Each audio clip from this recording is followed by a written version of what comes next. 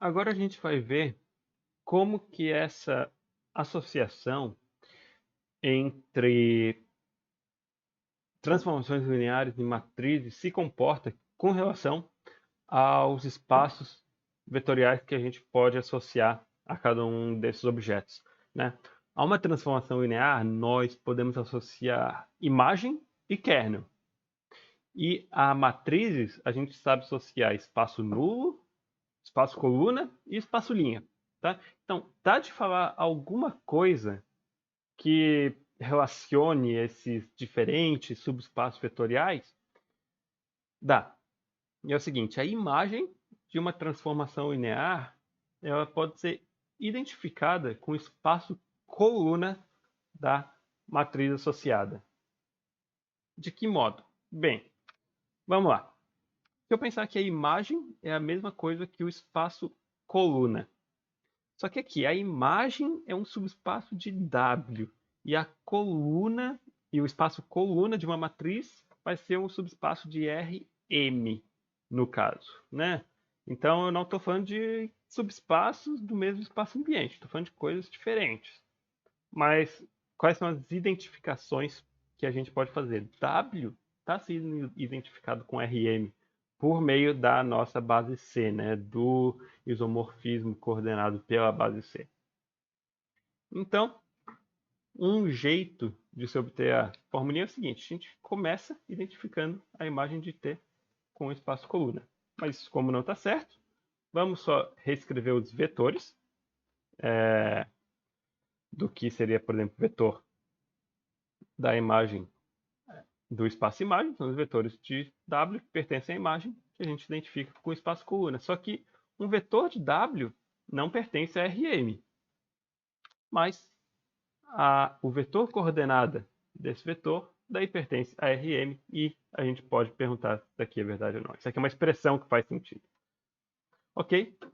Ou seja, por meio dos vetores coordenada na base C, que é o que a gente toma aqui, dá de identificar a imagem de uma transformação linear como espaço coluna da matriz associada.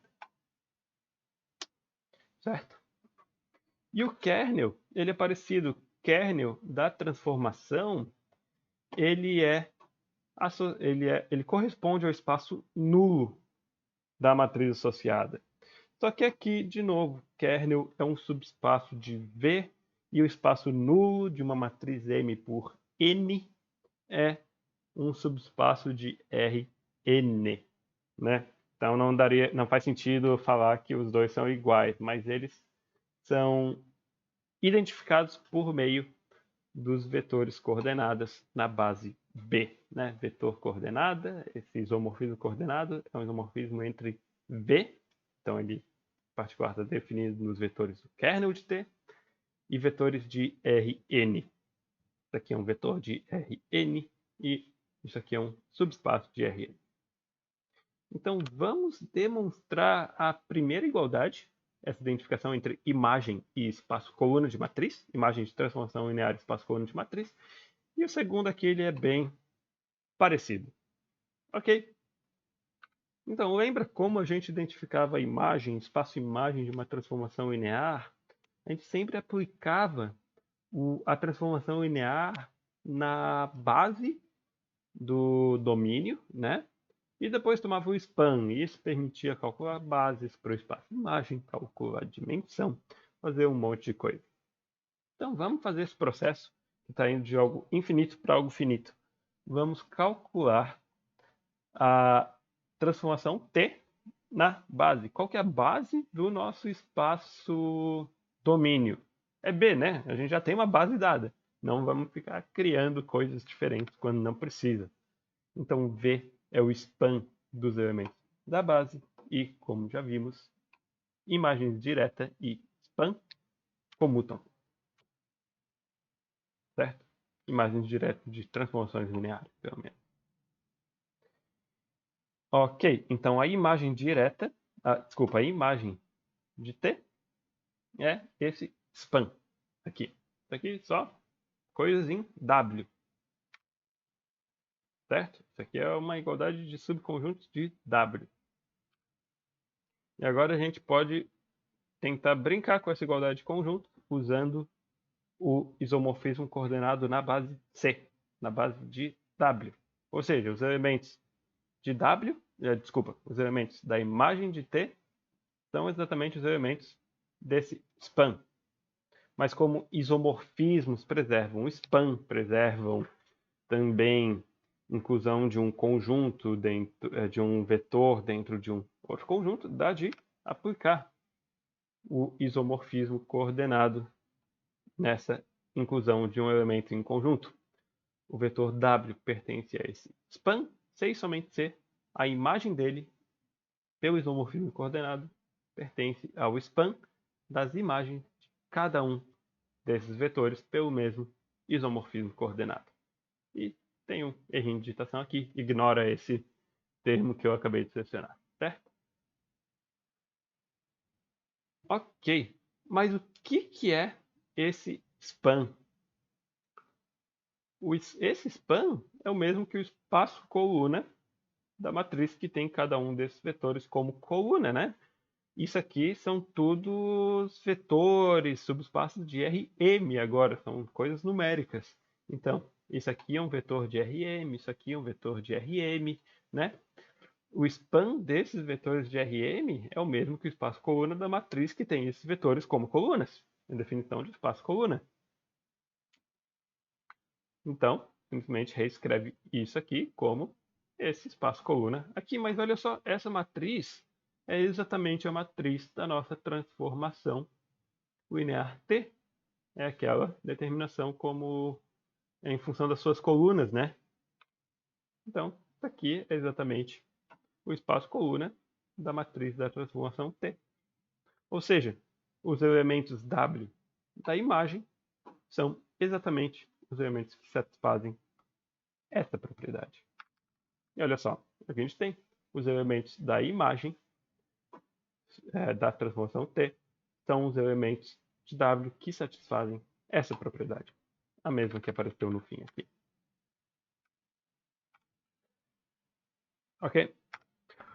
Então, tem um outro jeito de provar esse item que também dá uma outra determinação de espaço coluna de matriz que, quem sabe, vocês já tenham visto, quem sabe não, é bom explicitar aqui.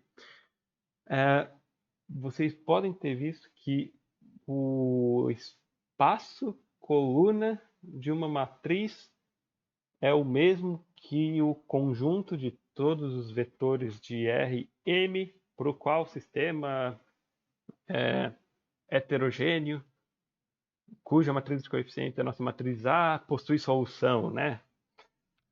Vocês podem ter visto isso, quem sabe, mas se não, aqui é um outro jeito de se dizer isso. Quem que é o espaço coluna dessa matriz aqui? Eu escrevo essa matriz, em função das suas colunas, tá? Bem, é o espaço gerado pelas colunas. É o span das colunas, né? São todos os vetores que são combinações lineares das colunas da matriz. Definição do espaço coluna com espaço gerado pelas colunas. Mas isso aqui, essa combinação linear, dá de ver que é exatamente esse produto da matriz por esse vetor coluna, tá? Porque, assim, como eu já falei antes, essa fórmula aqui ela é uma matriz em blocos, essencialmente. Cada bloco é uma coluna e eu faço uma linha de colunas. Isso aqui é meio que uma matriz em blocos. E isso aqui também é uma matriz em blocos. Cada bloco é um por um, tá? Então, não tem nenhum problema aqui. Mas fazer operações com matrizes em blocos, desde que as operações façam sentido, né? É exatamente a mesma coisa do que fazer operações normais com matrizes, exceto alguns casos muito específicos. No geral, funciona muito bem fazer operações com blocos. Então, como que se faria? Essa linha vezes essa coluna multiplica cada elemento da linha pelo elemento respectivo da coluna e depois soma tudo, né? A1 vezes x1. Aparece aqui A1 vezes x1, ou x1 vezes A1 no caso. A2 vezes x2. Aparece aqui A2 vezes x2. e continua fazendo isso até a n vezes xn, e depois soma tudo, né? Mais ou menos a definição de produto de matrizes. Então, o que é isso aqui? É exatamente a nossa matriz A. E esse aqui é um vetor cujas entradas são quaisquer números de R. Então, essa aqui é a nossa matriz A. Isso aqui é um vetor arbitrário de Rn. Só que escrito como uma coluna. Tá? Então, o espaço coluna de uma matriz pode ser visto, ou um outro modo de descrever ele, é o conjunto de todos os vetores que são A vezes X para algum X de Rn. Ok? São todos os vetores coluna obtidos da forma A vezes X. E dá de usar essa determinação, do espaço coluna para dar uma outra prova desse teorema aqui. Tá? Que é o seguinte. Um elemento da imagem, bem, usa a definição de imagem como imagem direta de uma transformação linear, sem precisar fazer aquela historinha de computar span com imagem direta. São os vetores de W que podem ser escritos como T de V para algum vetor V de V. E agora, quem que é isso aqui? Tomando o isomorfismo coordenado por C, a gente sabe que o isomorfismo é em particular injetivo, né? Então, dois vetores no domínio aqui são vetores de W, eles estão iguais, sem somente ser as imagens pelo isomorfismo coordenado são iguais. Aqui é porque o isomorfismo coordenado é injetivo, certo? Essa expressão aqui é equivalente a essa. E o para algum V eu simplesmente copiei. Agora, o que é isso? A gente sabe reescrever isso em função da matriz da transformação e do vetor coordenada de V. É o segundo item do nosso teoreminha. Né? T de V expressado na base C é a mesma coisa que o produto de V expressado na base B com a matriz da transformação T nas bases B e C. Isso aqui eu copiei e para algum V eu copiei também. Agora, quem são esses vetores? São vetores de Rn, onde n é a dimensão de V, mas o isomorfismo coordenado ele é sobrejetivo, certo? Porque é um isomorfismo. Então, todo vetor de Rn, ele é dessa forma.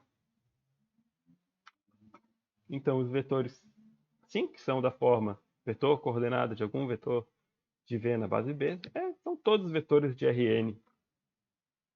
Certo? Então, dá de substituir isso aqui por um vetor arbitrário de Rn. Agora, o que eu tenho?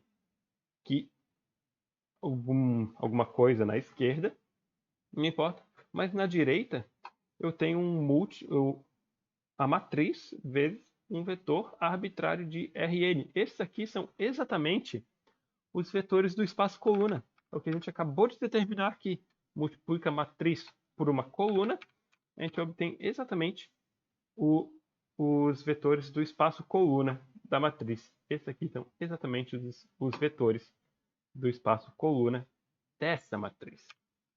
Ou seja, esse vetor é igual a um vetor do espaço coluna, sem somente ser ele pertence ao espaço coluna, né? E, de novo, obtemos a mesma equivalência, que os vetores de W, os vetores da imagem, são os vetores de W que satisfazem essa equação aqui, essa inclusão.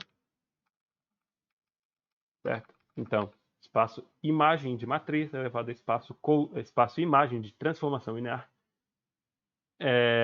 elevado em espaço coluna de matriz. E, fazendo uma continha similar, o kernel de uma transformação linear é elevado ao espaço nulo de matriz, por meio desses isomorfismos coordenados.